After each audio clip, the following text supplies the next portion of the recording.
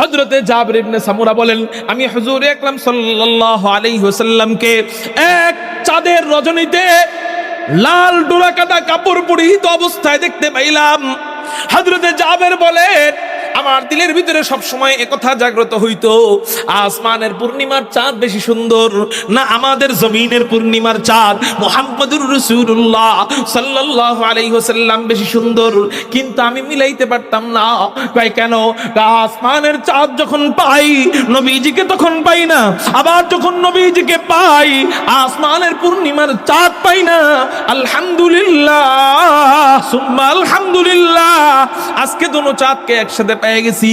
এবার আমি একটু মিলায় দেখব আসমানের পূর্ণিমার চাঁদ বেশি সুন্দর না আমাদের নবী মুহাম্মদুর রাসূলুল্লাহ সাল্লাল্লাহু আলাইহি ওয়াসাল্লাম বেশি সুন্দর। এই নিয়ত করে হযরতে জাবির বলেন, ফাজালতু আনজুরু ইলাইহি ওয়া ইলাল কমার, আমি একবার নবীজির দিক তাকাইলাম, আরেকবার আসমানের চাঁদের দিকে তাকাইলাম, একবার নবীজির দিক তাকাইলাম, আরেকবার আসমানের চাঁদের দিকে তাকাইলাম। বারংবার এমন করার পর আমার দিল সাক্ষী দিতে বাধ্য হলো, ফালাহু ইনদি আহসানু মিনাল কমার, আসমানের পূর্ণিমার চাঁদের চেয়েও হুজুর আকরাম সাল্লাল্লাহু আলাইহি ওয়াসাল্লামের চেহারা মুবারক কোটি কোটি গুণ বেশি সুন্দর।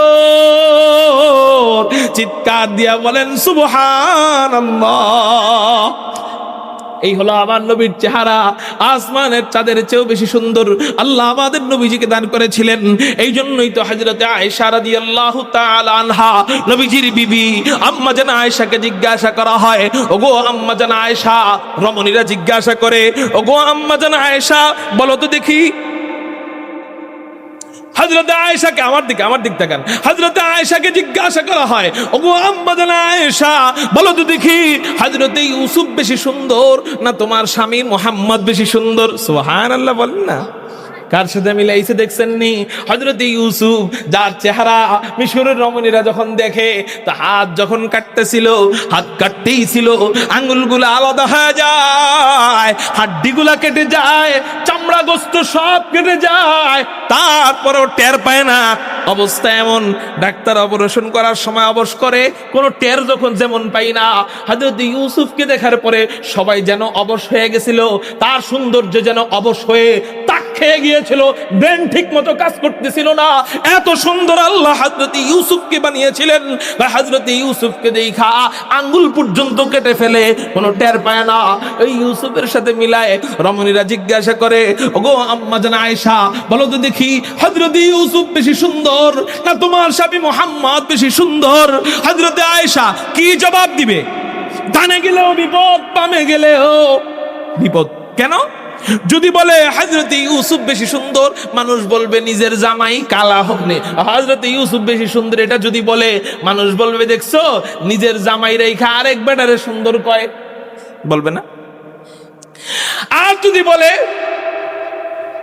আমার স্বামী মুহাম্মদ বেশি সুন্দর, মানুষ বলবে দেখছো নিজের জামাই দেখা সুন্দর কয়, নিজের জামাই কালো হলেও তো বউর কাছে ভালো, কালো হলেও তো ভালো।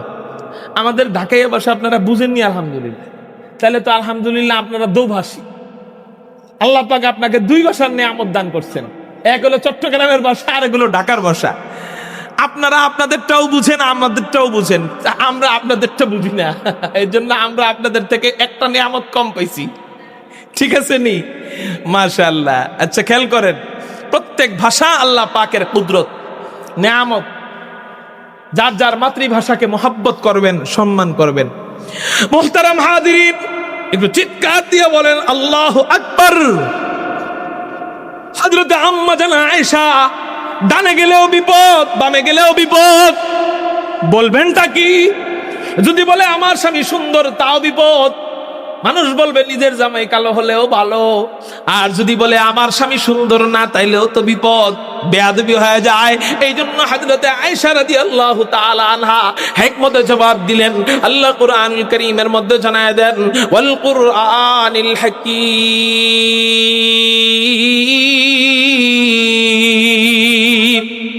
কোরআন হিকমতওয়ালা, এই কোরআন যে পড়ে, এই কোরআন যে পড়ায়, আল্লাহ পাক রব্বুল আলামিন এদেরকেও হিকমতওয়ালা বানায় দেন। ইউতিল হিকমাতা মান ইয়াশা ওয়া মান ইউতাল হিকমাতা ফাকাদ উতিয়া খায়রান কাসীরা ওয়া মা ইয়াযাক্কারু ইল্লা উলুল আলবাব। হযরত আম্মা জান আয়েশাকে আল্লাহ হিকমত দান করেছিলেন, এই জন্য জবাব ছিল হিকমত মার্কা জবাব। হযরত আয়েশা বলেন, দেখো আমি তো ইউসুফকে দেখি নাই, এই জন্য আমি জানি না আসলে কে বেশি সুন্দর, তবে আমি একটা যুক্তি পেশ করি, এই যুক্তিটা তোমরা মিলিয়ে নিও। আমি মিলাবো না, তোমরা মিলিয়ে নিও। কয় কি যুক্তি?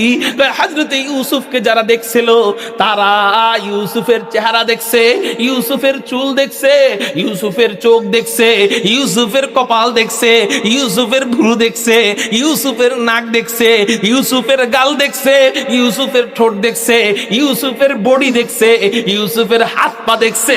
তো তারা ইউসুফের সব কিছু দেখছে, এরপরে তাদের হাত কাটছে। কিন্তু আমার স্বামীর ব্যাপারে যদি বলি, ওই নারীরা যদি আমার স্বামীর পুরা বডি নয়, শুধু আমার স্বামীর কপাল মুবারক, শুধু কপাল মুবারক দেখতো, আল্লাহ পাকের জাত ইজ্জতের কসম খেয়ে বলি, হযরতে হামজার মতো তাজা কলিজা আমার স্বামীর জন্য কাইটা কাইটা দিয়ে দিত। এই হলো আমার নবীর চেহারা। সাহাবায়ে কেরাম দিছেনও, সাহাবায়ে কেরাম দিছেনও। কি ভালোবাসা পাচ্ছে এক মহিলাকে আইসা। হ্যাঁ, আমরা কি ভালোবাসি, আমরা খালি আছি খিচুড়ি খাওয়ার সময় আর জিলাপি খাওয়ার সময়। এছাড়া আমাদেরকে নবীর বিরুদ্ধে যখন গালি দেয় তখন খুঁজেও পাওয়া যায় না। খালি যেখানে নারী আছে ওই জায়গায় যাই আমরা বাস বইরা বইরা আর গরু বইরা বইরা, নারী যেখানে আছে আর গাজার কলকি যেখানে টান মারে ওই জায়গায় হাজির। এই হলো নবীর মহান। কিন্তু নবীর জন্য নবীর যে গালি দেয় তখন খালি হুজুরগো দেখা যায়, হ্যাঁ আর পাওয়া যায় না। আল্লাহ হেফাজত করেন। এক মহিলা যুদ্ধের ময়দানে, খবর আসছে। আপনি চিন্তা করেন ওই মহিলার জায়গায় আপনি থেকে একটু ভাবেন তো। মহিলার কাছে আয়েশা বলতেছে যুদ্ধের ময়দানে, সম্ভবত উহুদ যুদ্ধে, ওগো মা, তোমার বাবা শহীদ হয়ে গেছে, তোমার বাবা মারা গেছে, শহীদ হয়ে গেছে। আব্বা শহীদ হয়েছে, কোনো সমস্যা নাই, আগে বলো। হাদিয়ে কুল ফখরে রাসূল ইমামুল আম্বিয়া সাইয়্যিদুল আম্বিয়া সাইয়্যিদুল খালায়েক আহমদ মুজতাবা মুহাম্মদুর রাসূলুল্লাহ সাল্লাল্লাহু আলাইহি ওয়াসাল্লাম কেমন আছে এটা আগে বলো। আরেকজনে আয়েশা বলতেছে তোমার ভাই শহীদ হয়ে গেছে। কে? আমার ভাই শহীদ হয়েছে, অসুবিধা নাই, নবী কেমন আছে এটা আগে বলো। আরেকজনে আয়েশা বলতেছে তোমার ছেলে শহীদ হয়ে গেছে। এটাই আমি কোনো পরোয়া করি না, আমার নবী কেমন আছে আগে বলো। আরেকজনে আয়েশা বলতেছে তোমার স্বামী শহীদ হয়ে গেছে, এটাতেও আমি পরোয়া করি না, আমার নবী ভালো থাকলে আমার আর কোনো চিন্তা নাই। যখন কানে আসছে নবী ভালো আছে, আলহামদুলিল্লাহ সুম্মা আলহামদুলিল্লাহ, আমার সব গেছে, আফসোস নাই, আমার নবী ঠিক আছে, তো আমার কোনো চিন্তা নাই। এই হলো ভালোবাসা, এই হলো মুহাব্বত। আল্লাহ, যদি আপনারা জানতেন নবীজি আপনার জানাজা পড়াবে কেমন লাগ, কেমন লাগ। কিন্তু এক সাহাবী, নবীজি বলে গেছে ওর অবস্থা খারাপ, যদি চলে যায় আমাকে খবর দিও, আমি জানাজা পড়াবো। আল্লাহ, ওই সাহাবীর মারা যাওয়ার আগ মুহূর্তে এই খবর শুনলে আমি আপনি হইলে কি করতাম? সাহাবায়ে কেরাম তো জীবন দিয়ে দেয় নবীর জন্য, আমরা তো দাড়িটাই রাখতে পারি না। রাগ করবেন না, বোঝানোর জন্য বলি, সাধারণ সুন্নতি মানতে পারি না, অথচ তারা তো জীবন পর্যন্ত দিয়ে দেয়। এই সাহাবী যখন শুনছে নবীজি তার জানাজা পড়াইতে আসবে, এর চেয়ে বড় সৌভাগ্য আর কিছু আছে না। জান্নাতে যাওয়া যাবে তো এক কথা বইলেই, আর কিচ্ছু লাগবে না, যে নবী আমার জানাজা পড়াইছে, আর কিচ্ছু লাগবে না। কিন্তু ওই সাহাবী বলে যে এখন রাত হয়ে গেছে, আমি যদি এখন মারা যাই তাহলে নবীজি তার বাড়ি থেকে আমার বাড়ি পর্যন্ত আসতে মাঝখানে দুশমনের বাড়ি আছে, আমার ভয় হয় নবীজি আমার জানাজা পড়াইতে আসলে দুশমন যদি আমার নবীকে কতল করে ফেলে, তাহলে আমি ময়দানে মাহশরে আল্লাহর কাছে কি জবাব দিব। এই জন্য আমি যদি এই মুহূর্তে মারা যাই, নবীজিকে জানাজার জন্য তোমরা আনতে যাবে না, এবং আমার জানাজার ব্যাপারে নবীজিকে কোনো সুপারিশ করবো না। এটার নাম ভালোবাসা, এটার নাম মুহাব্বত। এই মোহাব্বত যদি আনতে পারেন নবীর সাথেই থাকতেন, সাথে একবারে পাশে।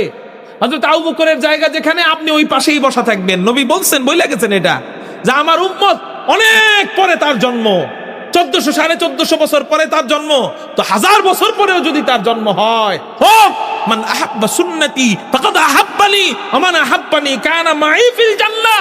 যে আমার সুন্নতকে মাইনা কবরে যাবে সে আমাকে ভালোবাসলো, আর যে সুন্নত মাইনা আমাকে ভালোবাসলো সে আমার পাশে, আমার সাথে জান্নাতে থাকবে। মুহতারাম হাজিরিন, আল্লাহু আকবার, আল্লাহু আকবার। এই হলো নবীজির চেহারার বর্ণনা হযরতে আম্মা জান আয়েশা দিয়েছেন। এই জন্যই তো নবীজির চেহারার ব্যাপারে হযরতে আমেনা কি বলেন, আল্লাহ, হযরতে আমেনা বলেন, আমার শিশু যখন আমার গর্ভ থেকে বের হইল, এই যে এখন যতটুকু আলোচনা করব অল্প সময়, এখানে মিলাদুন নবী সম্পৃক্ত আলোচনা, নবীজির জন্ম বৃত্তান্ত আলোচনা আছে। হযরতে আম্মা জান আয়েশা বলেন, হযরতে আমেনা, নবীজির মায়ের নাম কি? হযরতে আমেনা বলেন, আমার গর্ভ থেকে যখন আমার সন্তান ভূমিষ্ঠ হয়, আল্লাহু আকবার, আল্লাহু আকবার, আমি দেখতে পাইলাম আমার গর্ভ থেকে একটা নূর বের হইল, নূর, একটা আলো বের হইল, আলো। আল্লাহু আকবার। যে আলোটা পুরা মক্কা নগরী, শুধু মক্কা নয় বসরা পর্যন্ত এই আলোতে আলোকিত হয়ে গেল। শুধু তাই না, আমার সন্তান যখন ভূমিষ্ঠ হয়, অন্যান্য সন্তানরা মায়ের পেট থেকে বের হয়, আল্লাহু আকবার, মাদের প্রসব বেদনার সময় কত কষ্ট হয়, কিন্তু হযরতে আমেনা বলেন, আমার গর্ভ থেকে যখন আমার সন্তান ভূমিষ্ঠ হয়, আমার তো কোনো কষ্ট দূরে থাক, বরং আমার এতটা আরাম লেগেছে, এতটা আনন্দ আমার লেগেছে, এতটা আনন্দ অনুভব করেছি যে ইতিপূর্বে এতটা আরাম আমি পাই না। কষ্ট দেওয়ার মালিককে, আগুনে গরম দেওয়ার মালিককে, আগুনে ঠান্ডা দেওয়ার মালিককে, আগুনে আরাম লাগানোর মালিককে, যে আগুন আমাদেরকে পুড়ায় সে আগুন ইব্রাহিমকে আরাম দেয়। কুল্লা ইয়া লা রুকুনি বারদা ওয়া সালামান আলা ইব্রাহিম। যে আগুন আমাদেরকে মারে সে আগুন ইব্রাহিমকে বাঁচায় দেয় কার আদেশে? প্রসব বেদনার সময় কষ্ট দেয় কে? কিন্তু নবীজি বের হওয়ার সময় মাকে আনন্দ দিয়ে দিয়েছেন কে? কয় কেন? কয় রহমাতুল লিল আলামিন খান, দশ খোদা বন্দে করিম। আপনাদের কষ্ট হইতেছে? আর 10টা মিনিট। রহমাতুল লিল আলামিন খান, দশ খোদা বন্দে করিম, খলকু খলকু কওলু ফিলু হাদিউ সমতে ও হামিদ, খলকু খলকু কওলু ফিলু হাদিউ সমতে ও হামিদ, ওয়া মা আরসালনাকা ইল্লা রাহমাতাল লিল আলামিন।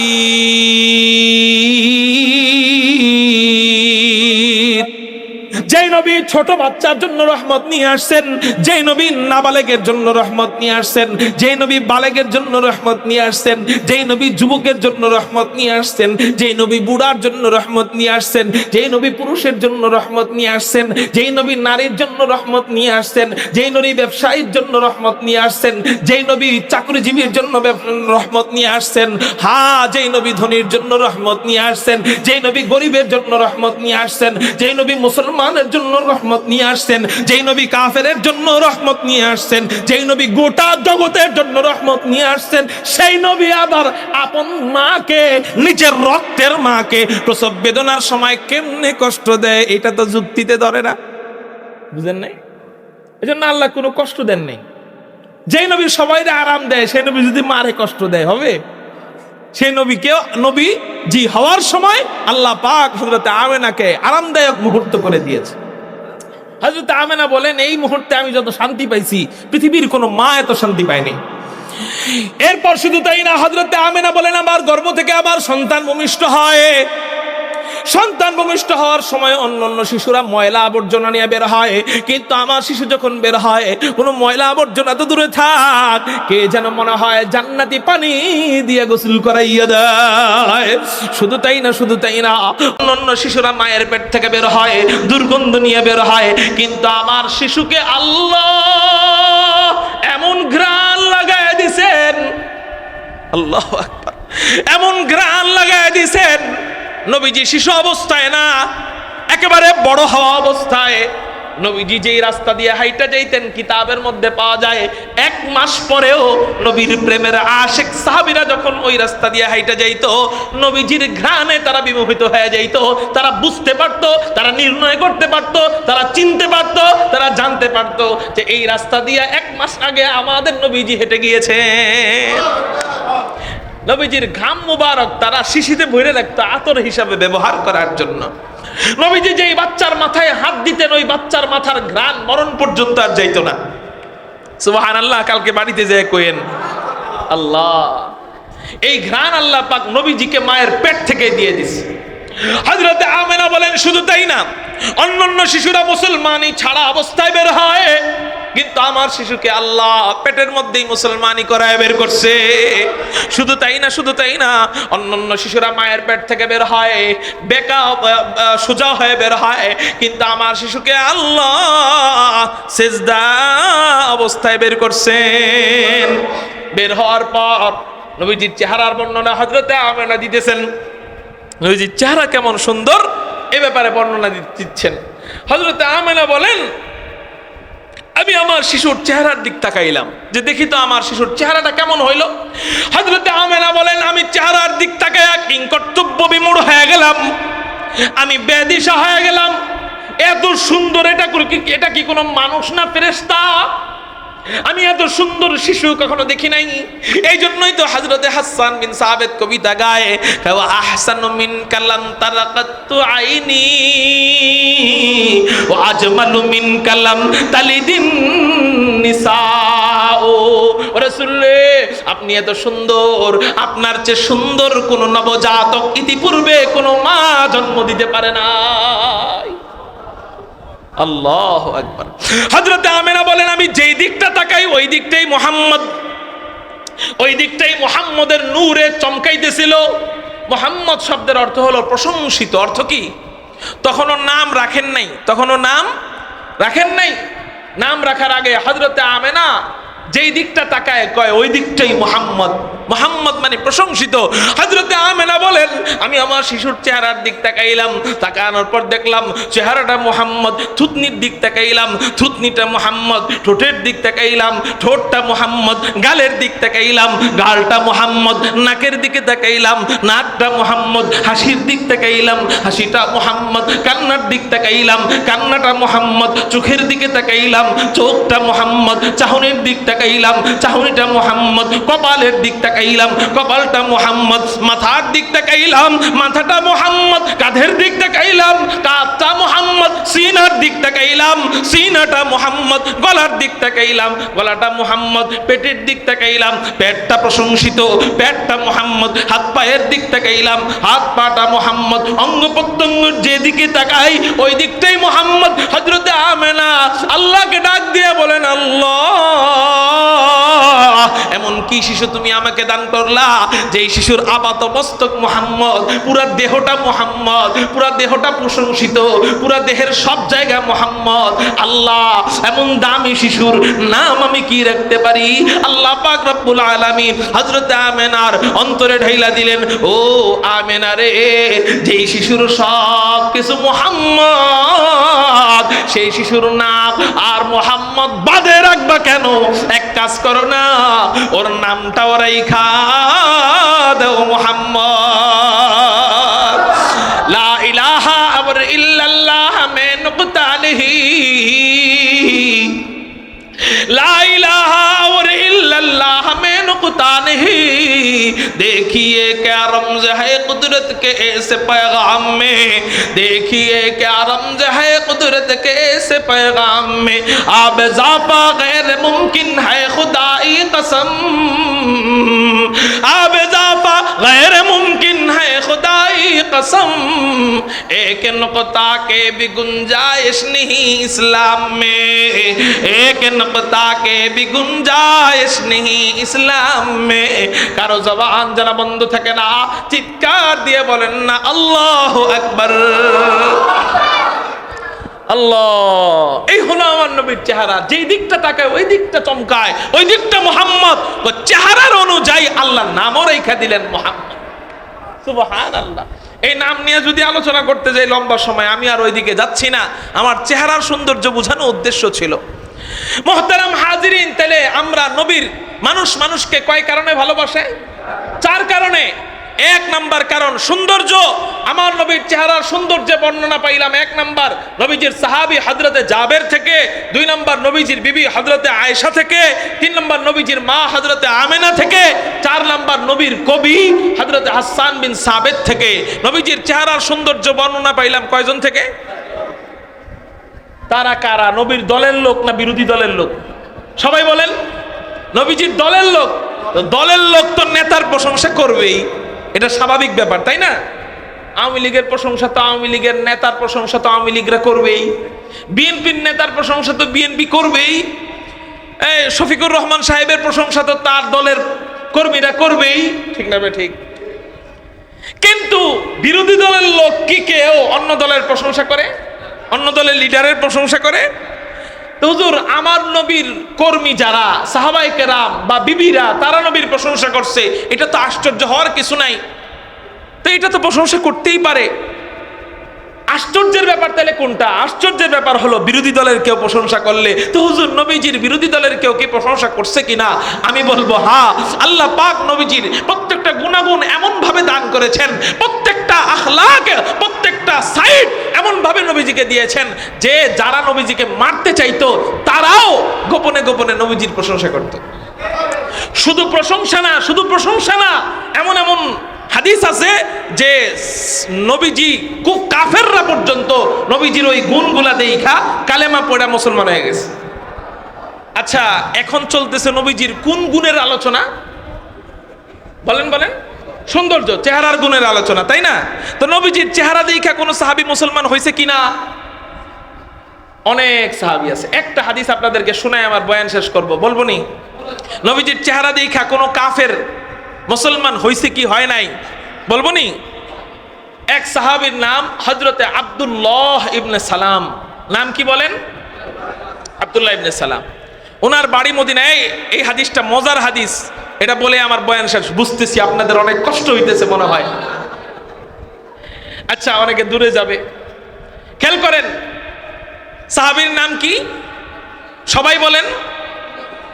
বাড়ি মদিনায়। সবাই বলেন বাড়ি কোথায়? উনি ইহুদিদের আলেম। জোরে বলেন, কাদের আলেম?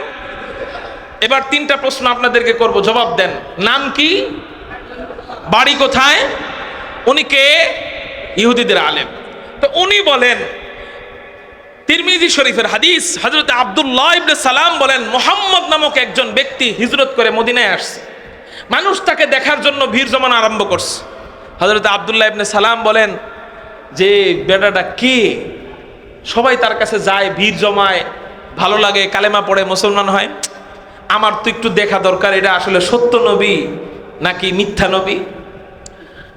সবাই তো মূর্খ। উনি বলতেছেন, উনি বুঝাইতে চাইতেছেন সবাই তো আর আলেম না। তো আলেম না যারা, তারা ধোকায় পড়ে বেশি, ঠিক না? ঠিক। আলেম না যারা, এরা একটু চাকচিক্য দেখলেই মনে করে এটা স্বর্ণ। একটু কিছু বেলকিবাজি করছে একজনে আইসা, বাস তারে পীর বানায় ফেলছে। অথচ ওই যে দেখবেন ওষুধ বেচে, সেই তারাও কিন্তু এই হাতের মধ্যে বসছে টিস্যু পেপার, বাইর করছে কবুতর। আছে না নাই?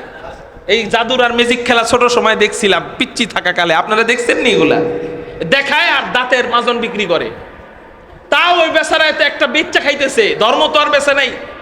তা আমাকে কিছু কিছু ভাইরা ওই দাঁতের মাজন বিক্রি না করে মানুষের ইমানকে বিক্রি করে। কয়েকটা ভেলকি দেখায় আর কয় আমার চেয়ে বড় পীর আর আমার চেয়ে বড় বাবা আর কেউ নাই। এবার বছরে বছরে আসো, আমাকে গরু দাও আর বউ আর সপর্দ করে দিয়ে তারপর চলে যাও। আছে না নাই? এবার সে রাসূলের সুন্নত মানলো কি মানলো না, এগুলো আমরা দেখি না। ওনার ব্যাপারে বললেন না, অনেক কারামতালা বুজুর্গ। উনি পানির উপর দিয়ে হাইটা যায়, উনি আকাশের উপরে উড়ে, উনি গাছরে বললে গাছ শুয়ে পড়ে, কত কাহিনী। পানির উপরে হাঁটতে পারলেই যদি বুজুর্গ হইতো তাহলে মাছেরা সবচেয়ে বড় বুজুর্গ। আকাশে উঠতে পারলে যদি বুজুর্গ হইতো তাহলে বক, পাখি এগুলো সবচেয়ে বড় বুজুর্গ। তো এগুলার মাধ্যমে বুজুর্গকে মাপার যন্ত্র আল্লাহ পাক দেন নাই। আল্লাহ বুজুর্গি মাপার যন্ত্র দিয়ে দিয়েছেন। ওই যে রাস্তা একটাই, সেটার নাম সুন্নত। নাম কি? যার ভিতরে এটা আছে, সে কোনো কারামত না দেখাইতে পারলেও, সে কালো হলেও, সে মক্তবের শিক্ষক হলেও, যার ভিতরে নবীর সুন্নাত পূর্ণাঙ্গভাবে আছে, সে রিকশাওয়ালা হলেও সে বুজুর্গ। তার থেকে দোয়া নেন, তার থেকে দোয়া নেন। আর যার ভিতরে এটা নাই, তার এত বড় দাড়ি, বিশাল বংশ, হ্যাঁ বিশাল পেট, বিশাল দরবার, সব শেষে কচু, সব শেষে কি ওটারে লাথি দেন। সুন্নত নাই তো কিসের বুজুর্গ? কথা বুঝতে পারছেন? আবার বলে অনেকে, হুজুর ভিতরে কি আছে এটা তো বলা যায় না। হুজুর থাক থাক থাক, ভিতরে কি আছে এটা তো বলা যায় না। ইসলাম ভিতরের কিছুই দেন নাই। মনে মনে রোজা রাখা যায় না, মনে মনে পর্দা করা যায় না, মনে মনে নামাজ পড়া যায় না, মনে মনে হজ করা যায় না। ভিতরের একটাই জিনিস আছে, সেটার নাম হলো ঈমান ইখলাস। সেটার নাম কি? ঈমান ইখলাস। আর বাহিরের বাকিগুলা সব বাহিরের, বাকিগুলা সব বাহিরের। আল্লাহ আমাদেরকে চিনার, সত্যিকারের পীর, হক্কানি পীর চিনার তৌফিক দান করেন। হক্কানি পীর চিনবো কোন যন্ত্র দিয়া? সুন্নত নামক যন্ত্র দিয়া। কোন মিটার দিয়া?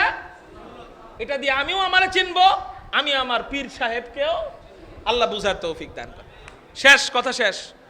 হযরত আব্দুল্লাহ ইবনে সালাম বলে, মানুষ তো মূর্খ, এরা যায় কিছু কথা শুনে যাচাই বাছাই সারা মুসলমান হয়। আমি একটু দেখবো এই বেটাটা আসলে সত্য নবী না মিথ্যা নবী। আমি যেহেতু আলেম, এই জন্য আমি এলেম দিয়ে যাচাই বাছাই করব। কি দিয়া? এলেম দিয়া। আল্লাহু আকবার, আল্লাহু আকবার।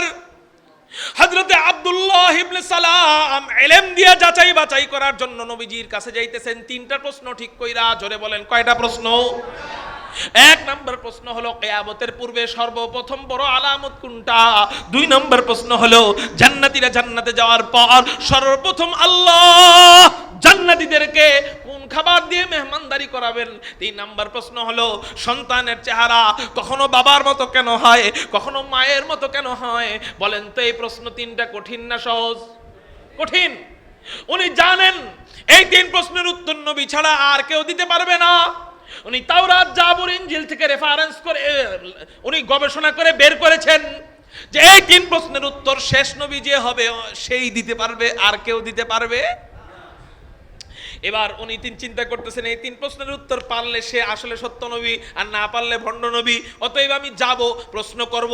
আমি মানুষের মতো দেখাই মুসলমান হব না, কারণ চকচক করলেই শোনা হয়। হযরত আব্দুল্লাহ ইবনে সালাম যাইতেছেন নবীজিকে আটকানোর জন্য। অন্য ইহুদিরা বলেন, ও ইমাম সাহেব, ও নেতা সাহেব, কই যাও? হযরত আব্দুল্লাহ ইবনে সালাম বলেন, কে নাকি নবী দাবি করছে, আমি একটু ওনারে আটকাইতে যাই। কয় তুমি একা যাইবা কেন? আমরাও তোমার সাথে যাব। কয় চলো তাহলে। হযরত আব্দুল্লাহ ইবনে সালাম বিশাল বড় ইহুদিদের কাফেলা নিয়া নবীজির দরবারে রওনা হয়ে যায়। আর মনে মনে ভাবে, আজকে মুহাম্মদের গোমর ফাঁস করে দিব, আজকে মুহাম্মদকে আমরা সবার সামনে লজ্জিত করব, ওর ভণ্ডামি আজকে বের করে দিব, আজকে ওরে আটকে ফেলবো। আল্লাহু আকবার। কিন্তু চিন্তা করতেছেন, আমি দেখাই মুসলমান হব না, যাচাই বাছাই করে মুসলমান হব, এটা আসলে সত্য নবী না মিথ্যা নবী। প্রশ্ন করব তিনটা। এই নিয়ত করে উনি যখন মসজিদে নববীতে ঢুকতেছে, মসজিদে নববীতে, তখন নবীজি সাহাবায়ে কেরামদেরকে এইভাবে সামনে নিয়া মিম্বরের উপরে বৈশা নবীজি এই হাদিস তেলাওয়াত করতেছিলেন। আফশুস সালাম ওয়া তুইমুত তুআম ওয়া সাল্লু বিল লাইল ওয়ান নাসু নিয়াম তাদখুলুল জান্নাতা বিসালাম।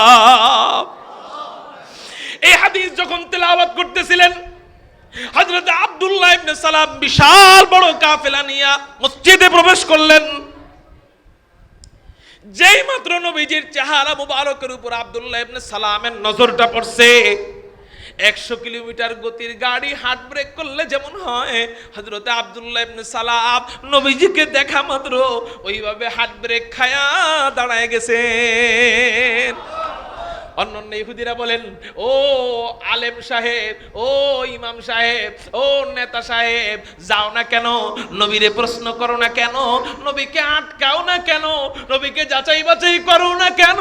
হযরত আব্দুল্লাহ ইবনে সালাম বলেন, ও মিয়ারে, প্রশ্ন করব কি, যাচাই বাছাই করব কি, আমি আটকাবো কি? আমি তো এই নবীর চেহারা দেখে নিজেই আটকায় গেছি। কয় কেন কেন কেন? কয় আমি চেহারা দেখে বুঝে গেছি লাইসা বিওয়াজহিন কাযাব, এত সুন্দর চেহারাওয়ালা ব্যক্তি, এত চমৎকার চেহারাওয়ালা ব্যক্তি কখনো মিথ্যা নবী হইতে পারে না।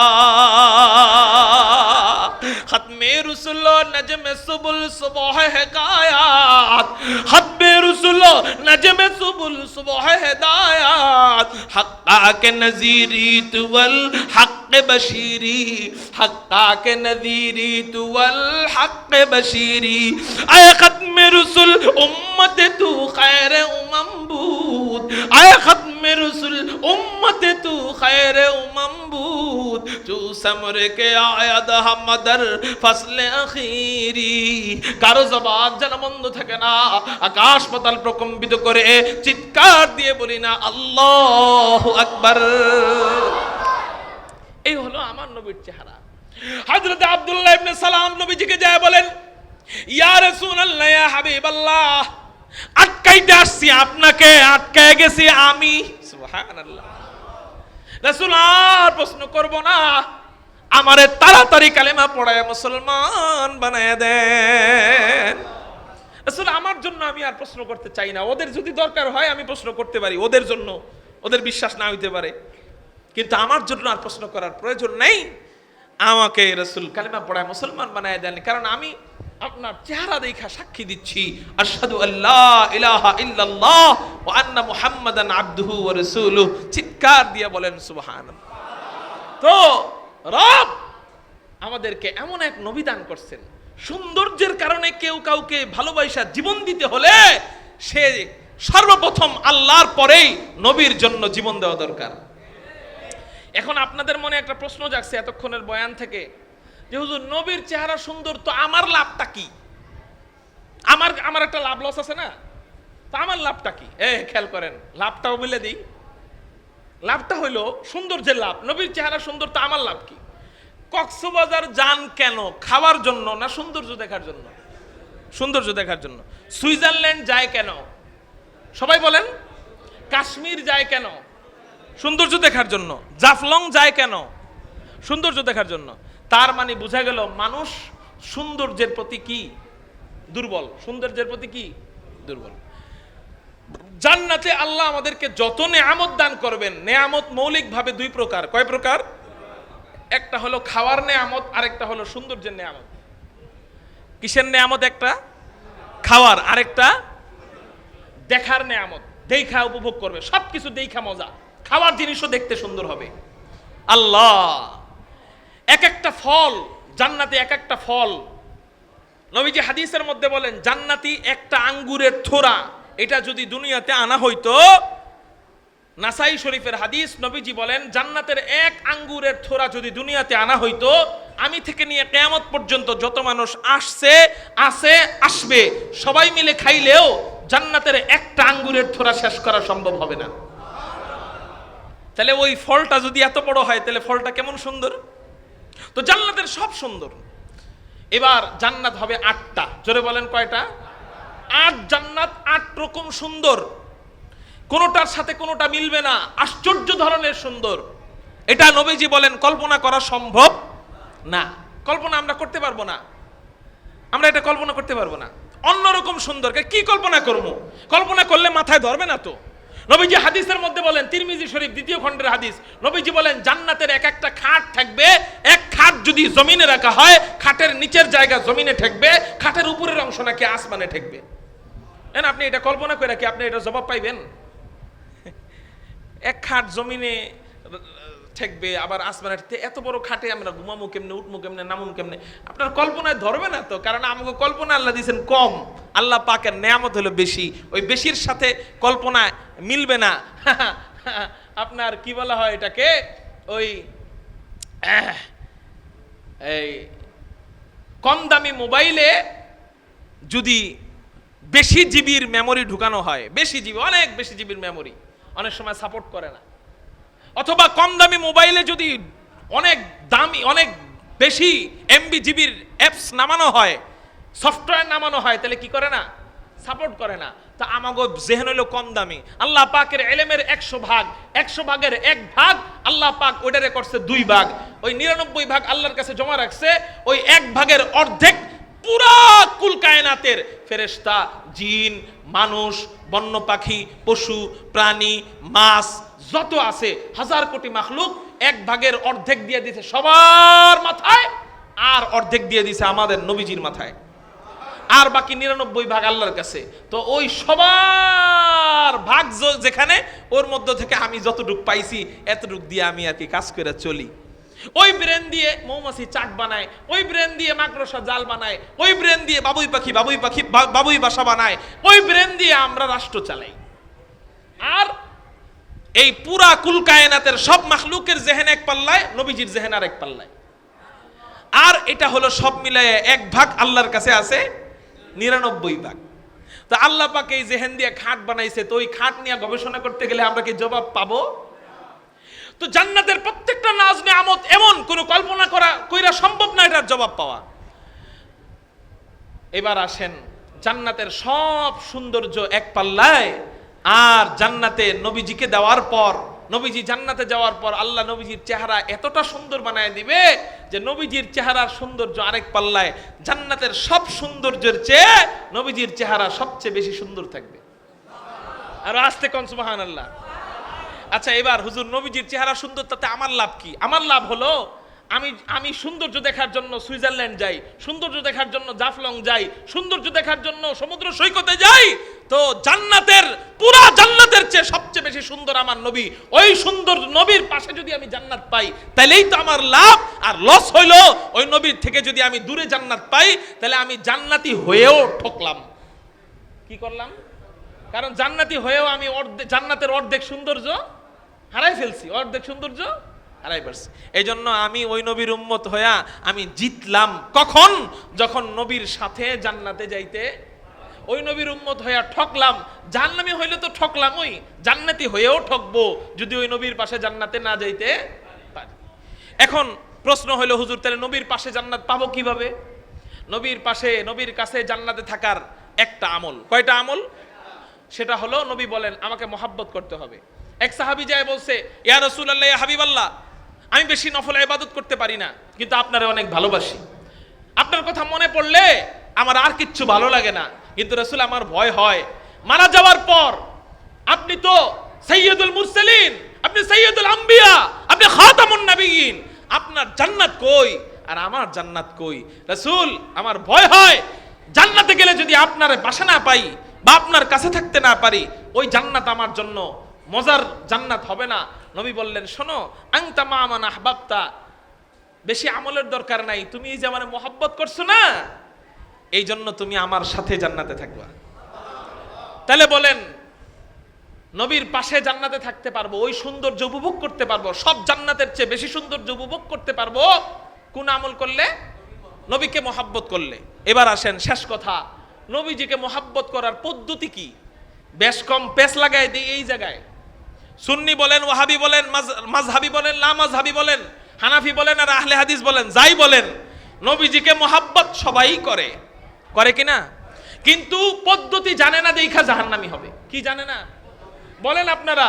মাকে ভালো, এই শেষ কথা, মাকে ভালোবাসার যেই পদ্ধতি, বউকে ভালোবাসার একই পদ্ধতি না আলাদা পদ্ধতি? এই কথাটা খেয়াল করেন। বোনকে ভালোবাসার যেই পদ্ধতি, বিবিকে ভালোবাসার এক পদ্ধতি না আলাদা পদ্ধতি? বোনকে বিবির মতো ভালোবাসা যাবে, বিবিকে বোনের মতো ভালোবাসা যাবে না? যার যারটা আলাদা আলাদা। তাহলে আমার নবীজিকে ভালোবাসার একটা পদ্ধতি আছে, এই পদ্ধতিটা কি প্রয়োগ করতে হবে না? নাকি হুদাই ভালোবাসলে জান্নাত? না, হুদাই ভালোবাসলে হবে না, একটা পদ্ধতি আছে, এই পদ্ধতি মোতাবেক ভালোবাসতে হবে। নবীজি বলেন সেই পদ্ধতির নাম আমান আহাব্বা সুন্নতি ফাকাদ আহাব্বানি ওমান আহাব্বানি কানা মাই ফিল জান্নাহ।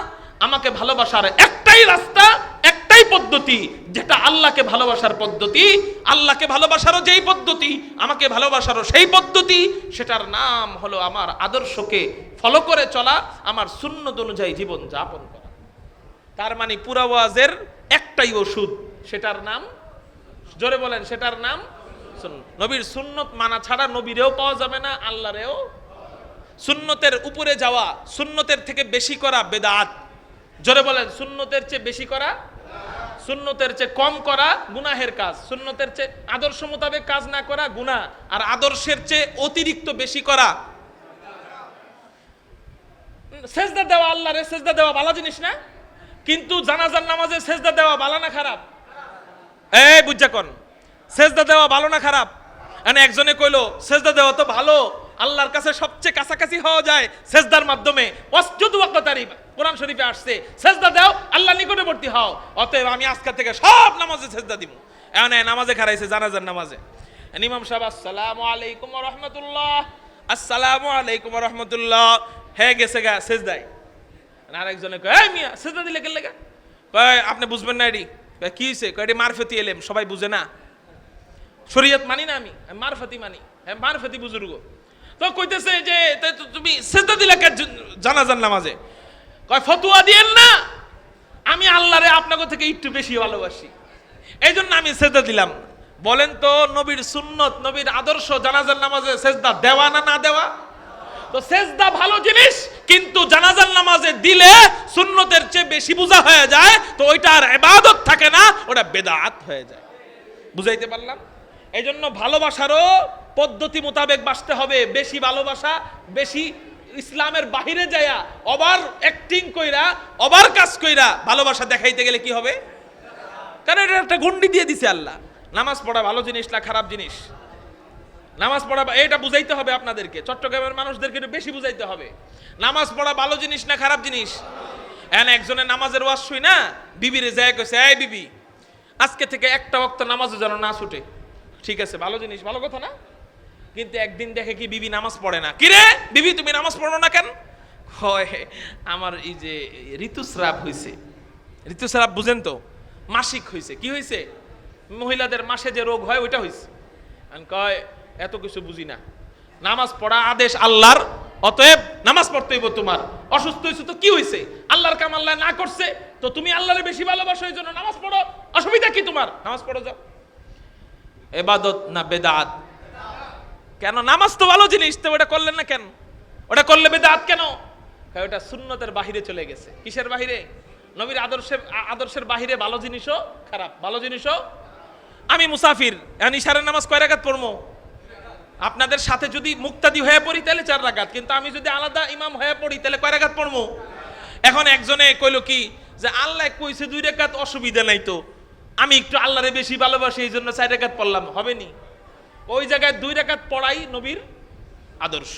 ঠিক ঠিক, যেখানে যে আমল যেভাবে করতে হবে, সেটা দুরুদ সালামের ক্ষেত্রে হোক, নবীজির জন্মদিন পালনের ক্ষেত্রে হোক, নবীজিকে দুরুদ পড়ার পদ্ধতির ক্ষেত্রে হোক, অথবা না পড়ার পদ্ধতির ক্ষেত্রে হোক, সবকিছু সুন্নাত অনুযায়ী চলার নাম ইবাদত। আর যদি নিজে পণ্ডিতি কইরা একটু যোগ করে দেন, সাথে সাথে জানাজার নামাজে সেজদার মতো বেদাত। বুঝছেন আমার কথা? রাগ করছেন বাবা আমার কথা? আমি বুঝানোর জন্য বলছি। আমার কথা যদি ভুল হয় আপনি দাঁড়ান, আমারে বলেন যে হুজুর আপনি ভুল বলছেন, বলেন। তা যদি আমি ভুল না বলে থাকি তাহলে আজকে থেকে নিয়ত করেন, হুজুর আমি আল্লাহকে এবং তার রাসূলকে ভালোবাসবো ওই ফর্মুলা মোতাবেক, যেটা আল্লাহ শিখাইছেন সেটার নাম সুন্নত, যেটার নাম সুন্নতের বাহিরে আমি অতিরিক্তও করব না, কমও করব না। রাজি আছেন কারা? আল্লাহু আকবার বলে হাত উঠান। আজকে থেকে আমরা আর বেদাত কার্যক্রম চালাবো না, বলেন ইনশাআল্লাহ। কোন বেদাতি কার্যক্রম চলতে দেওয়া যাবে না, বলেন ইনশাআল্লাহ। আল্লাহ আমাদেরকে সত্যিকারের সুন্নি হওয়ার তৌফিক দান করেন, আহলুস সুন্নাত ওয়াল জামাতের আকীদার উপরে অটল থাকার তৌফিক দান করেন। আমি অনেক সময় নিয়ে নিলাম, ভালোবাসার কয় কারণ, আরো 3টা কইলে তো রাত চলে যাব, এই জন্য আজকে এই 3টা থাক। বহুত কষ্ট দিয়ে দিছি, আল্লাহ কোনদিন তৌফিক দিলে বাকি 3টা। ওয়া আখিরু দাওয়ানা আনিল হামদুলিল্লাহি রাব্বিল আলামিন। আল্লাহ পাক কি দিয়ে দিছে? মাপার ফিতা দিয়ে দিছে, মিটার দিয়ে দিছে। এই মিটার দিয়ে মাপলে বোঝা যায় আসলে আমরা আল্লাহকে সত্য ভালোবাসতে পারি মুখে মুখে। তো মুখে মুখে ভালোবাসলে বিবির কাছে মুখে মুখে ভালোবাসা যায়, মা বাবার সাথেও মুখে মুখে ভালোবাসা যায়, সন্তানদের সাথেও মুখে মুখে ভালোবাসা যায়, হ্যাঁ মানুষের সাথে মুখে মুখে ভালোবাসা যায়। অন্তরে এক জিনিস, মুখে আর এক জিনিস। তা আল্লাহর সাথে কি মুখে মুখে ভালোবাসলে লাভ হবে? কারণ আল্লাহ কোন খবর দেখে? অন্তর দেখতে আল্লাহ পাক সক্ষম কিনা? তাহলে এবার বলেন, ওখানে মিথ্যা ভালোবাসলে কোনো উপায় আছে, কোনো লাভ আছে? মিথ্যা ভালোবাসা যা, না বাসা যা তা এক সমান কার কাছে? তাহলে সত্যই ভালোবাসতে হবে, এছাড়া কোনো পথ। সত্য যদি ভালোবাসি আল্লাহকে, আল্লাহ পাক আমাদেরকে একটা মিটার দিছেন, একটা মিটার দিছেন, যে মিটার দিয়ে মাপো। সেই মিটার কি? আল্লাহ বলতেছেন, কুল ইন কুনতুম তুহিব্বুনাল্লাহ ফাত্তাবিউনি ইউহিব্বুকুমুল্লাহু ওয়া ইয়াগফির লাকুম যুনুবাকুম ওয়াল্লাহু গফুরুর রহিম।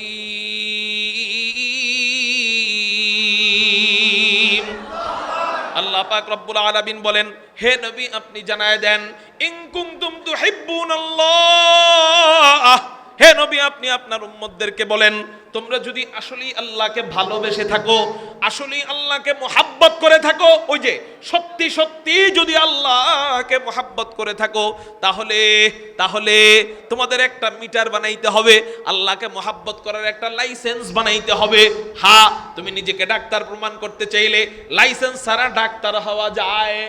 তুমি যদি নিজেকে ইঞ্জিনিয়ার দাবি করো, ইঞ্জিনিয়ারিং এর লাইসেন্স ছাড়া ইঞ্জিনিয়ার হওয়া যায়। তুমি যদি নিজেকে ড্রাইভার দাবি করো, ড্রাইভিং লাইসেন্স না থাকলে ড্রাইভার হওয়া যায়। ঠিক তুমি যদি নিজেকে আল্লাহর পাগল দাবি করো, আল্লাহ ওয়ালা দাবি করো, নিজেকে যদি তুমি আল্লাহর খাঁটি গোলাম দাবি করো, তাহলে একটা লাইসেন্স বানাইতে হবে। ওই লাইসেন্সের মিটার যদি তোমার কাছে না থাকে, যতই তুমি চিল্লাও যে আমি আল্লাহকে মোহাব্বত করি, যতই তুমি চিল্লাও, আল্লাহ পাক রব্বুল আলামিন তোমাকে কোনোদিন গ্রহণ করবেন না, তোমাকে জাহান্নামে নিক্ষেপ করবেন। চিৎকার দিয়ে বলেন নাউজুবিল্লাহ। ওই লাইসেন্সটা আল্লাহকে মোহাব্বত করার লাইসেন্সটা কি বলবো? যদি বলি আপনারা ওই লাইসেন্সটা আজকে থেকেই বানানো শুরু করবেন কিনা ইনশাআল্লাহ?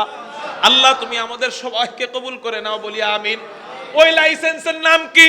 আল্লাহ বলেন, রাসূল জানায় দাও, ফাত্তাবিউনি, ও আমার উম্মতেরা তোমরা আমি নবীর সুন্নতের অনুসরণ করো।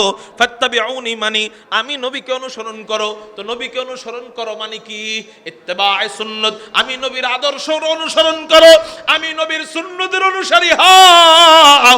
তাহলে আর মুখে বলা লাগবে না আমি আল্লাহরে অনেক ভালোবাসি, বড় সাইনবোর্ড লাগানো লাগবে না যে আমি অনেক বড় পীর সাহেব, আমি অনেক বড় ওলি, আমি অনেক বড় গাউস, আমি অনেক বড় কুতুব। তোমার মুখে চিল্লায় বলা লাগবে না আমি আল্লাহকে মোহাব্বত করি। তোমার একটা যন্ত্র তোমার জীবনের সাথে সেট খাওয়াও, একটা মেশিন তোমার জীবনে আনো, একটা লাইসেন্স তোমার জীবনে বানাও। সেই লাইসেন্সের নাম আমি নবীর আদর্শ, আমি নবীর সুন্নত। এই সুন্নত নামক লাইসেন্স যদি তুমি বানাইতে পারো, আল্লাহ জানায় দেয়, হা বান্দা হা, তুই সত্যি আমারে ভালোবাসলি, যা আমি আল্লাহ তোরে পুরস্কার দিয়া দিলাম। ইউহিব্বুকুমুল্লাহ, আমি আল্লাহ তোরে ভালোবাসা আরম্ভ করে দিব। ইউহিব্ব ইউহিব্ব হাবিব হযরত ইব্রাহিম খলিলুল্লাহ। ইব্রাহিম কি অর্থ? আল্লাহর বন্ধু। আর আমার নবী হাবিবুল্লাহ অর্থ আল্লাহর বন্ধু। খেয়াল করেন, দুটোটা অর্থ এক। তারপরেও হাবিবুল্লাহ আর খলিলুল্লাহর মাঝে একটা পার্থক্য আছে। খলিলুল্লাহ মানে আল্লাহ যা চান খলিলুল্লাহ তা হাজির করেন, আর হাবিবুল্লাহ মানে হাবিবুল্লাহ যা চান আল্লাহ তা হাজির করেন। সুবহানাল্লাহ। আল্লাহ এই আয়াত থেকে বুঝায় দেয়, ইউহিব্বুকুমুল্লাহ, ও আমার রাসূল, তোমার উম্মত মন খারাপ করতে পারে যে আল্লাহ নবীজিরে বেশি ভালোবাসছে, এই জন্য উপাধি দিয়েছে হাবিবুল্লাহ। উম্মতকে মনে হয় কম ভালোবাসে, এই জন্য কোনো উপাধি দেয় নাই। আল্লাহ পাক রব্বুল আলামিন পরোক্ষভাবে উপাধি দিয়া দিলেন, না আমার হাবিবুল্লাহ ও রাসূল শুধু তুমি না, ইউহিব্বুকুমুল্লাহ, তোমার সাথে যারা থাকবে, তোমার অনুসরণ যারা করবে, তোমার পাগল যারা থাকবে, তোমাকে মোহাব্বত যারা করবে, তোমার সুন্নত মোতাবেক যারা কাজ করবে, ইউহিব্বুকুমুল্লাহ, আল্লাহ যেন পরোক্ষভাবে উপাধি দিয়া দিলেন, এরাও আমার হাবিব, এরাও আমার বন্ধু। চিৎকার দিয়া বলেন সুবহানাল্লাহ। তাহলে আমরা যদি হাবিবুল্লাহর সাথে থাকি, আমরাও হাবিবুল্লাহ হইতে পারবো। সুবহানাল্লাহ বলেন। আমরাও কার বন্ধু হইতে পারবো বলেন না? বড় হাবিবুল্লাহ তো নবীজি, তারপরেই হাবিবুল্লাহ, আল্লাহ পাকের বন্ধু হব আমরা কার সাথে থাকার কারণে? নবীজির সুন্নত মানার কারণে, নবীজির সুন্নতের সাথে থাকার কারণে। তাইলে বলেন আল্লাহ পাকের সত্য বন্ধু হওয়া যাবে কার অনুসরণ করলে? নবীর অনুসরণ ছাড়া আল্লাহ পাকের বন্ধু হওয়া সম্ভব। ঢাকা যাইতে গেলে দুইটা রাস্তা। কয়টা রাস্তা? ঢাকা যাইতে গেলে আমার জানা মতে দুইটা রাস্তা। একটা হলো আপনাদের টানেল, আর একটা হলো কর্ণফুলী ব্রিজ। এই তো নাকি ভুল বললাম? ঢাকা যাওয়ার তো এই দুইটাই রাস্তা আপনাদের থেকে, আর কোনো রাস্তা আছে? কিন্তু আল্লাহ পাকের কাছে যাইতে গেলে, আল্লাহ পাকের জান্নাত পাইতে গেলে, আল্লাহকে পাইতে গেলে আল্লাহ রাস্তা রাখছেন একটাই, এর বাহিরে আর কোনো চান্স নাই। সেই রাস্তার নাম রাসূলের সুন্নতের অনুসরণ করা, নবীজির আদর্শের অনুসরণ করা। এখন খেয়াল করেন প্রশ্ন, হুজুর নবীজির সুন্নতের অনুসরণ করা তো অনেক কঠিন, এটা মানা হুজুর নিয়ত করি পারি না। পারেন না কি কারণে এটা একটু পরে বলি, আগে বলি নবীজির সুন্নত অনুসরণ করা কঠিন না, নবীজির সুন্নত অনুসরণ আমাদের জীবনকে আরো সহজ করে দিয়েছে, আমাদের জীবনটা সহজ করে দিয়েছে নবীজির সুন্নতের অনুসরণ। হুজুর কেমনে? চলেন আপনাদেরকে বুঝাই। আগের জামানায় উম্মতের হায়াত ছিল 1000 বছর, 1500 বছর, 2000 বছর। আগের জামানার উম্মতদের হায়াত কয় হাজার বছর বলেন না? 1000 বছর, 1500 বছর ছিল। ইবাদত করতে 1000 বছর, 1500 বছর পর্যন্ত। তারপরে আল্লাহ পাকের প্রিয় পাত্র হইতে পারত, প্রিয় বান্দা হইতে পারত। কিন্তু এই জামানার উম্মতের হায়াত গড়ে আল্লাহ দিয়েছেন 60 বছর। গড়ে কয় বছর বলেন? আমরা একটু আমাদের 60 বছর হিসাব নিকাশ করি সংক্ষেপে, কি বলেন? হাসরের ময়দানে গেলে আল্লাহ পাক আমাদের হিসাব নিকাশ করবেন না? তার আগে আমরা একটু হিসাব করি। খেয়াল করেন, প্রতিদিন আমরা 24 ঘন্টার ভিতরে, প্রতিদিন 24 ঘন্টার ভিতরে আমরা ঘুমাই গড়ে 8 ঘন্টা, তাই তো? কয় ঘন্টা ঘুমাই? 8 ঘন্টা। তো 24 যদি 3 ভাগ করি, 1 ভাগ 8 ঘন্টা চলে গেল ঘুমে, বাকি রইল কয় ভাগ? 2 ভাগ। তাহলে আমার জিন্দিগি মনে করেন 60 বছর, কথার কথা 60 বছরকে 3 ভাগ করলাম, 1 ভাগে কয় বছর? 20 বছর। আমার 20 বছর চলে গেল কিসে? ঘুমে। রইল 40 বছর। আচ্ছা আমি হিসাবটা কি ভুল করছি? 20 বছর ঘুমে চলে যাবে না? আমি 8 ঘন্টা ঘুমাই, আপনি হিসাব করে দেখেন, আপনিও 8 ঘন্টা ঘুমান। একটু কম বেশ হইতেই পারে, কিন্তু 7 ঘন্টার কম ঘুমাইলে ডাক্তার বলে অসুস্থ হয়ে যাবে। 20 বছর ঘুমে চলে গেল। পড়ালেখা করতে টাইম লাগে না? এই যে আমার যুবক ভাইরা এসএসসি পরীক্ষা দিল, সময় লাগে নাই এই পর্যন্ত আসতে, তা আরো পড়বে সামনে ইনশাআল্লাহ, বড় ডাক্তার, ডক্টর, ব্যারিস্টার, ইঞ্জিনিয়ার হবে ইনশাআল্লাহ। তো এগুলা সব মিলে পড়ালেখা করতে যোগ করলে ধরেন 10 বছর। কয় বছর? 10 বছর। তাহলে আগে গেছে কয় বছর? 20 বছর। এখন গেল 10 বছর। কয় বছর চলে গেল? 30 বছর। ব্যবসা অথবা চাকরি, আপনাদের এখান থেকে কেউ হয়তো ব্যবসা করেন, নাহলে কেউ চাকরি করেন, তাই তো? দুইটার একটা তো করেন। এই দুইটার একটা যারা যাই করেন, এগুলা সব মিলে ধরেন 10 বছর। কয় বছর চলে গেল? 40 বছর চলে গেল। টয়লেট করতে টাইম লাগে না বাবা? নাকি ঢুকেন আর বাইরন কম্পিউটারের মতো? আধা ঘন্টা করে তো মিনিমাম লাগে বড় টয়লেট। সব মিলাইয়া সারা জিন্দিগির টয়লেট ধরলাম 5 বছর, ঠিক না? চলে গেল 45 বছর। খানা খাইতে টাইম লাগে না? এই যে আমরা খানা খাইলাম 9:45 ঢুকছি, 10:15 শেষ করছি, আধা ঘন্টা তো লাগছে। তাড়াতাড়ি করে খাইছি, এতটুকু ভাত খাইছি, তাও তো আধা ঘন্টা লাগছে। তো আধা ঘন্টা 3 আধা ঘন্টায় 1.5 ঘন্টা। সকালে আধা ঘন্টা, দুপুরে আধা ঘন্টা, রাত্রে আধা ঘন্টা। আর সন্তানদের সাথে যদি খাইতে বসেন, বিবির সাথে যদি বসেন, আরো টাইম যায়। খাইতে খাইতে ছোটটা একটা কবে আব্বা আমার একটু খাওয়াই দাও, বড়টা কবে আমারে দিলে না কে, ঠিক না বে ঠিক? এটা ধরেন সব মিলাইয়া 60 বছরের মধ্যে আরো চলে গেল খাইতে 5 বছর। এবার রইল 10 বছর। এই 10 বছরের মধ্যে 5 বছর ওযু গোসল করতে টাইম লাগে না? কাপড় ধুইতে টাইম লাগে না? এগুলা সব মিলাইয়া ধরেন 5 বছর। আর রইল 5 বছর। এই 5 বছর দুনিয়ার আরো তো কাজ আছে, আছে না? নাকি এই কয়টা কাজই? আরো তো কাজ আছে। ওই 5 বছর ধরেন এখানে। আর যুবকদের তো কাজের অভাব নাই, মোবাইল আছে, ফেসবুক আছে, বান্ধবীদের সাথে সময় দেওয়া আছে, কত কাজ আছে না তাদের। তো ওইগুলা নাইলে নাই ধরলাম আমি। সব মিলাইয়া দুনিয়ার যত কাজ আছে 5 বছর চলে গেল, কয় বছর? 60 বছর। এখন যদি আপনি কোন হুজুর আপনি সবকিছু বাড়ায় বাড়ায় ধরছেন, আরো কমাইতে হবে। আচ্ছা কয় বছর করে কমাইবেন বলেন?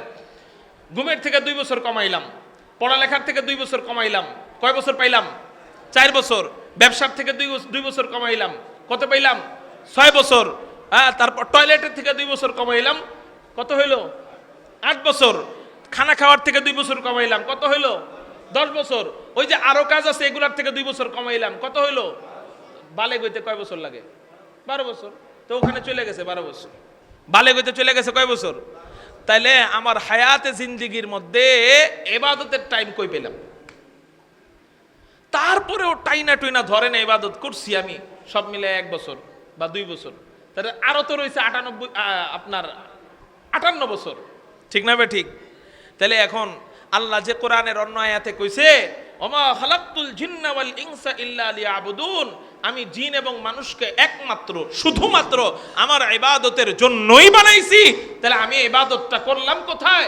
হাসরের ময়দানে আল্লাহ যখন জিজ্ঞাসা করবে, বান্দা কি নিয়ে আসছিস? তখন আমি আল্লাহকে বলবো, আল্লাহ 20 বছরের ঘুম নিয়ে আসছি, 10 বছরের পড়ালেখা নিয়ে আসছি, 10 বছরের ব্যবসা চাকরি নিয়ে আসছি, 5 বছরের টয়লেট নিয়ে আসছি। আল্লাহ বলবে, যা জান্নাতে চলে যা। হ্যাঁ, তাহলে হুজুর আমি কি এগুলো করব না? হুজুর আমি কি ঘুমাবো না? হুজুর আমি কি পড়ালেখা করব না? হুজুর আমি কি ব্যবসা করব না? আমি কি চাকরি করব না? আমি কি এগুলা বাদ দিয়ে দিব নাকি? হুজুর আমি কি টয়লেটে যাব না? এগুলা বাদ দিয়ে দিলে আমি ইবাদত করব? ইবাদত করতে গেলে তো এগুলা দরকার। ঘুম তো ঠিক মতো আসা দরকার। ঘুম না আসলে আমি ইবাদত করব কেমনে? ঘুম না আসলে আমি বাঁচবো কিভাবে?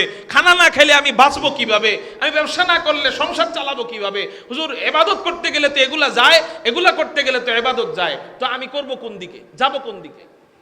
উত্তর, আল্লাহ পাক রব্বুল আলামিন, ওমা খালাকতুল জিন্না ওয়াল ইনসা ইল্লা লিয়াবুদুন, আল্লাহ পাক রব্বুল আলামিন আমাদের নবীকে রহমত দিয়ে পাঠাইছেন।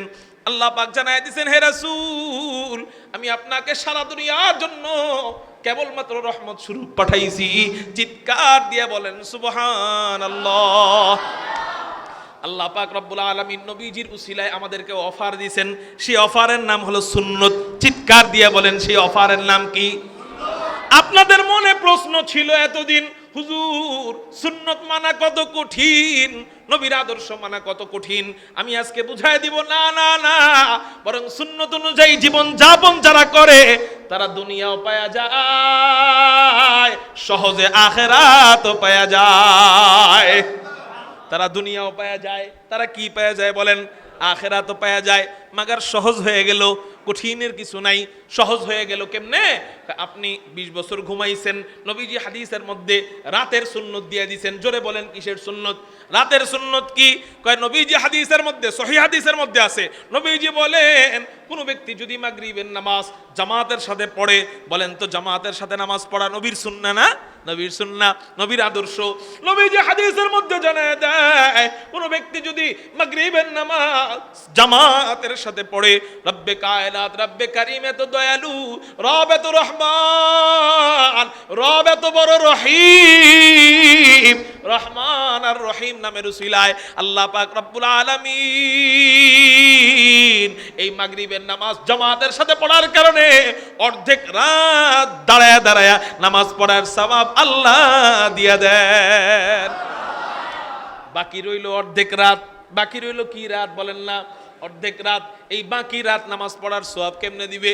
নবীজি হাদিসের মধ্যে জানায় দেন, কোন ব্যক্তি যদি ফজরের নামাজ জামাতের সাথে পড়ে, এই সুন্নতের বরকতে আল্লাহ বাকি অর্ধেক রাত দাঁড়ায় দাঁড়ায় তাহাজ্জুদ নামাজ পড়ার সওয়াব আল্লাহ দিয়া দেন।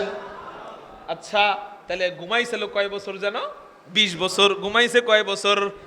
মাগার আল্লাহ পাকের আমলনামা, আমাদের এই আমলনামায় লেখা 20 বছর তাহাজ্জুদ পড়ছে। সুবহানাল্লাহ। কি মানার কারণে? জোরে বলেন কি মানার কারণে? নবীর সুন্নত মানার কারণে। নবীর সুন্নত মানার কারণে। তাহলে বলেন সুন্নত আমার জিন্দেগি কঠিন করলো না সহজ করলো? সুন্নত না মাইনা আমি যদি মাগরিবের নামাজ জামাতের সাথে না পড়তাম, আমি যদি ফজরের নামাজ জামাতের সাথে না পড়তাম, তাহলে সুন্নত মানলাম না। এবার আমার সারা রাতের ইবাদত পাইতে গেলে সারা রাত জায়গা জায়গা কি করতে হইতো? গুমবাদ দিয়া নামাজ পড়তে হইতো। কিন্তু আমার নবীর সুন্নাহকে ফলো করার কারণে আমার রাত জায়গা ইবাদত করা লাগে নাই। আমি নাকটাই না ঘুমাইছি, মাগার ফেরেশতারা আমার আমলনামায় 20 বছর তাহাজ্জুদ নামাজের সওয়াব লেখা দিছে। এটা তো আমি একটা উদাহরণ দিলাম। এরকম প্রত্যেকটা জিনিস। খাওয়া এটা কোনো ইবাদত না, কিন্তু কেউ যদি দোয়া পরে খানা খাওয়া আরম্ভ করে, দোয়া পরে খানা খাওয়া আরম্ভ করে, ওই খাওয়ার প্রত্যেকটা লুকমায় লুকমায় রব্বে কায়নাত নেকি লিপিবদ্ধ করে দেন। টয়লেটে যাওয়া এটা কোনো ইবাদত না, কিন্তু টয়লেটে যাওয়ার শুরুতে সুন্নত আছে, বের হওয়ার পরে সুন্নত আছে, ভিতরে ঢুকার পরে সুন্নত আছে, ঢুকার শুরুতে দোয়া আছে, বের হওয়ার পরে দোয়া আছে। এই কয়েক সেকেন্ডে আপনি ঢুকার আগে দোয়াটা পড়েন, আল্লাহুম্মা ইন্নী আউযু বিকা মিনাল খুবুসি ওয়াল খাবাইস। এই তো কয় সেকেন্ড লাগলো? 3 থেকে 4 সেকেন্ড। এরপর আপনি বাম পা দিয়ে প্রবেশ করেন, একটা টুপি রাখেন, কয়টাই বা সুন্নত হইল। এরপরে যখন বের হইবেন, বের হওয়ার সময় আবার বের হওয়ার পরে দোয়া পড়েন। তো কি হবে? 5 বছর কেন, আপনার টয়লেটে যদি 10 বছরও সময় সব মিলে লাগে, তারপরে ওরা আপনাকে ওই টয়লেটের করার বিনিময় আল্লাহ পাক রব্বুল আলামিন নেকের খাতায় আপনার নাম উঠায় রাখবে। তাহলে হুজুর সুন্নত মানা কত কঠিন, এটা যারা বলেন, আগে বলছেন অথবা মনে মনে বলেন, আমি বলবো এখন আপনাদেরকে জিজ্ঞাসা করতে চাই, সুন্নত মানলে জীবন কঠিন হয় না সহজ হয়? জীবন সহজ হয়। এই জন্য ইনশাআল্লাহ বলেন আমরা আজকে থেকে প্রত্যেকটা কাজে নবীর সুন্নত, নবীর আদর্শ মোতাবেক জীবন যাপন করব। পারবো কারা কারা? আল্লাহু আকবার বলে 2 হাত আল্লাহরে দেখাই। সত্যি না দিল উপরে উপরে বললাম? দিল থেকে না উপরে উপরে বললাম? তাহলে আমি পরীক্ষা নিব, কিন্তু পাস করতে পারবেন না ইনশাআল্লাহ। হাত নামান, আল্লাহ তুমি কবুল করো, বলি আমিন।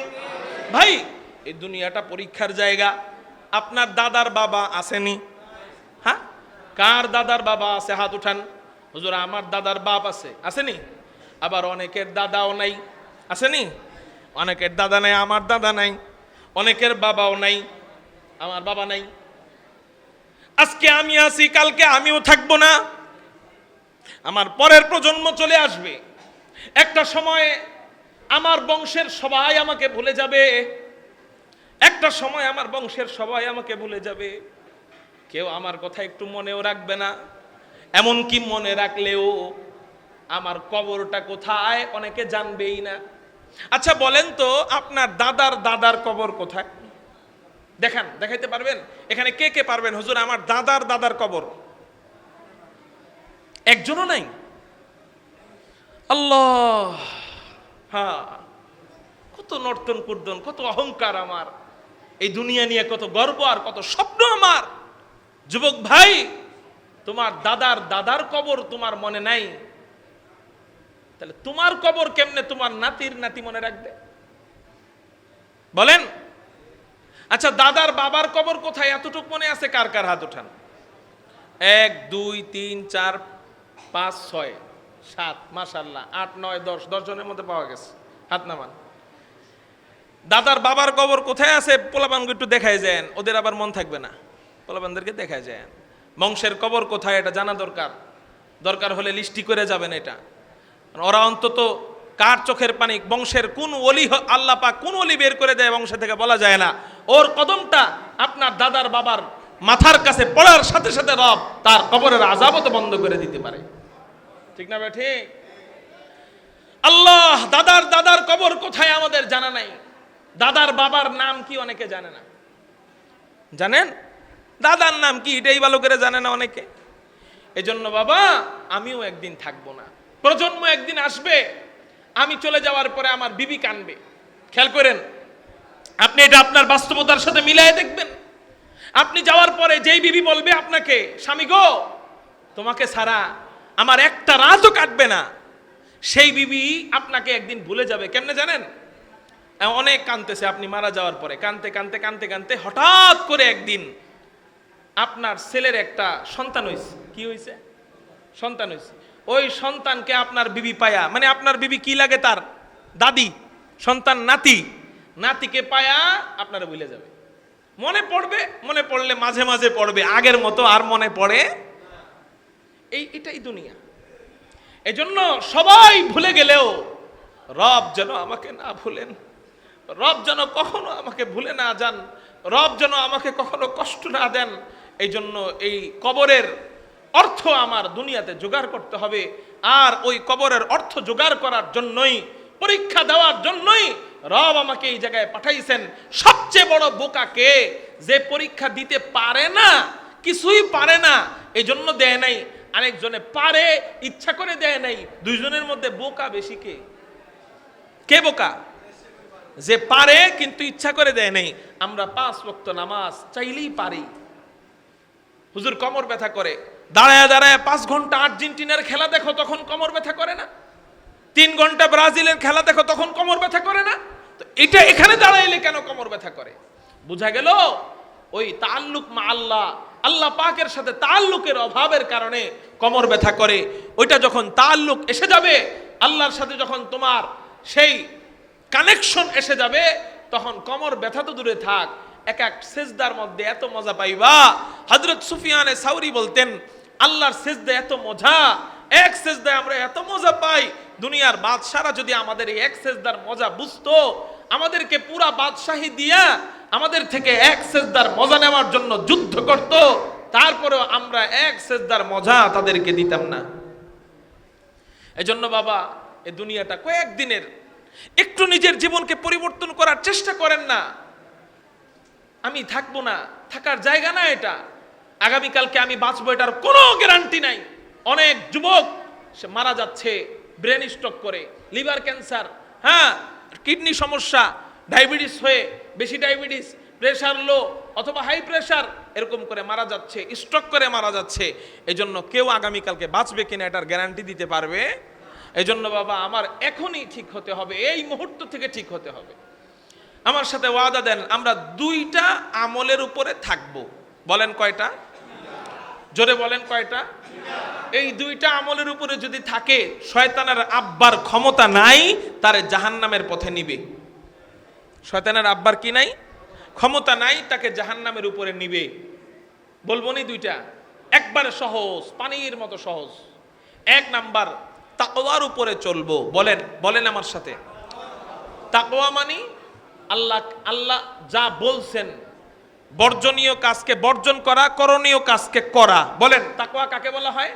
বর্জনীয় কাজ, করণীয় কাজ করা। এটার নাম কোরআন সুন্নাহ মোতাবেক। কোরআন আমার পীরের বানানো মোতাবেক না, আমার শায়েখের বানানো মোতাবেক না, কোরআন সুন্নাহ মোতাবেক করণীয় কাজ করা, বর্জনীয় কাজ বর্জন করা। এটার নাম হলো তাকওয়া। তাকওয়ার উপরে চলবো। যদি তাকওয়া ছুটে যায়, অজু ছুটে গেলে কি করি? অজু করি। অজু ছুটে গেলে কি করি? অজু করি। হাতে ময়লা লাগলে কি করি? হাত ধৌত করি, পরিষ্কার করি। আমরা মানুষ না ফেরেশতা? আমাদের থেকে তাকওয়া ছুটে যাবে, এটা স্বাভাবিক। মানুষ তো আমরা, গুনাহ হয়ে যাবে। যদি গুনাহ হয়ে যায়, আবার তাকওয়াকে আগের জায়গা থেকে জোড়া লাগায় দিব। কেমনে জোড়া লাগাবো? জোড়া লাগানোর যন্ত্রের নাম তওবা। জোরে বলেন কি? তওবা। তাকওয়ার উপরে চলবো। বলেন, যদি ছুটে যায় সাথে সাথে তওবা করব। বলেন, বলেন, বলেন। পারবো না ইনশাআল্লাহ? আল্লাহ তুমি কবুল করো, বলি আমিন। মুহতারাম হাজিরিন, তো বলতেছিলাম সুন্নাত এটা মানলে ইহকালীনও সহজ, পরকালীনও সহজ। আল্লাহ পাক আমাদেরকে সহজ জিন্দেগি দিয়ে দিবেন রাসূলের সুন্নাত মানার উসিলায়।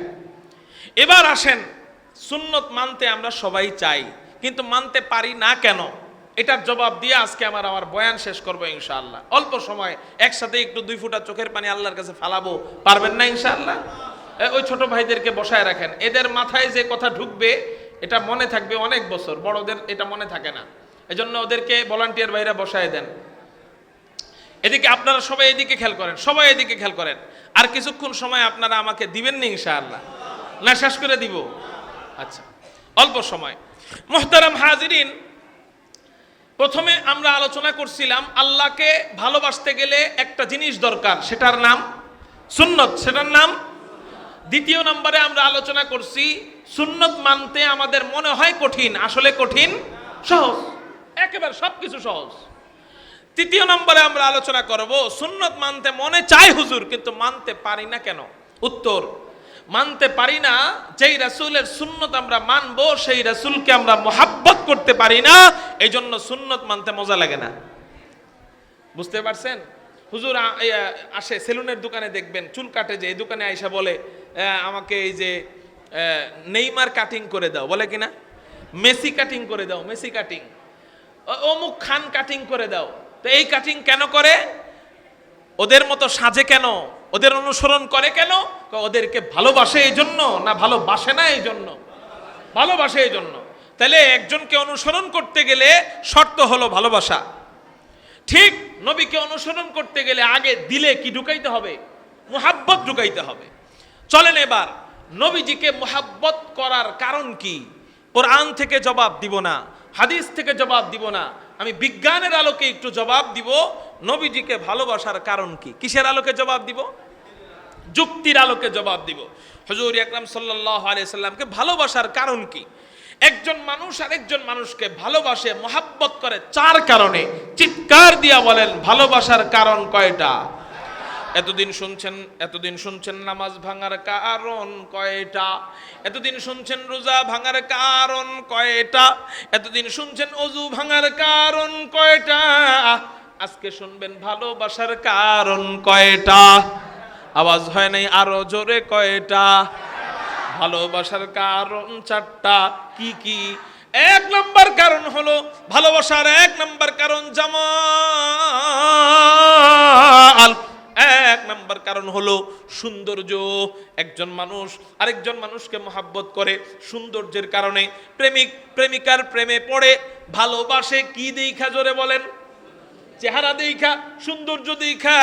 হ্যাঁ হ্যাঁ হ্যাঁ, আমি বলছি ওই ভালোবাসা মিথ্যা, তবে হ্যাঁ মিথ্যা হলেও কিছু সত্য তো অবশ্যই পাওয়া যায়। চেহারার কারণে এতটা মোহাব্বত করে, অনেক পুরুষ কাঙ্ক্ষিত নারীকে না পাইলে আত্মহত্যা করে, অনেকে পাগল হয়ে পাবনা চলে যায়। পাগল হয়ে কই চলে যায় বলেন? এই জন্য যেটার ভিতরে পাগল হয়ে পাবনা যাইতে হয় অথবা আত্মহত্যা করতে হয়, ওইটার দ্বারে কাছেই আমি যাবো না। কোন ইনশাআল্লাহ? ওটার দ্বারে কাছেই আমি যাব না। যেটার প্রেমে পড়লে না পাইলে পাগল হইতে হয় অথবা কই যাইতে হয়? পাবনা যাইতে হয়। সেটার ধারে কাছে আমি না গেলে তো ওইটার মজাই বুঝুম না, অতএব আমার দরকারই নাই, আমি ভালো থাকবো। বুঝেন নাই আমার কথা? এই যে চাচারা পান খায় না, পান খায়নি? এই চাচারা কিন্তু পান খাওয়া শুরু করছিল প্রথমে শখে। কিসে?